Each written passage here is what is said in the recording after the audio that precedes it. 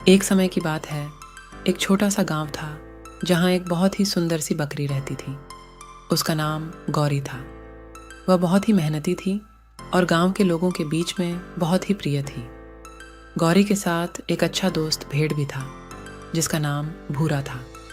भूरा भी बहुत ही अच्छा था, लेकिन उसमें थोड़ी सी नाड़ी थी। वह जल्दी हार मान लेता था और ध्यान भटका देता था। एक दिन गौरी और भूरा साथ में चराई पर जा रहे थे। रास्ते में उन्हें एक नदी दिखाई दी।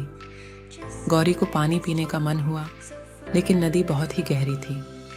भूरा ने कहा, ये नदी बहुत ही गहरी है, हमें इसके पार जाना चाहिए। लेकिन गौरी ने कहा। नहीं, हमें यहाँ ही रुकना चाहिए, इससे हमें खतरा हो सकता है। भूरा नहीं माना और उसने अकेले ही नदी में प्रवेश किया।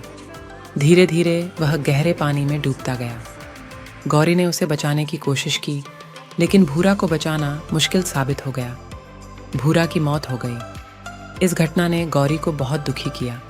उसने यह समझा कि अपनी सुनी हुई बातों को महत्व देना जरूरी होता है। गौरी को यह बात याद आई कि हर किसी की सोच और क्षमता अलग अलग होती है। किसी के अंदर होने वाली कमी को देखकर उसे तुरंत नकारना गलत होता है, बल्कि हमें उसे सहारा देना चाहिए और उसे उसकी कमी को दूर करने में मदद करनी चाहिए।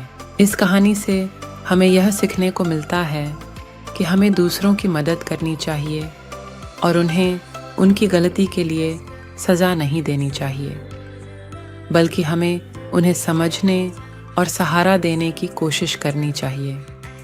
यह हमें एक सच्चे मित्र बनाता है और हमें एक बेहतर इंसान बनाता है।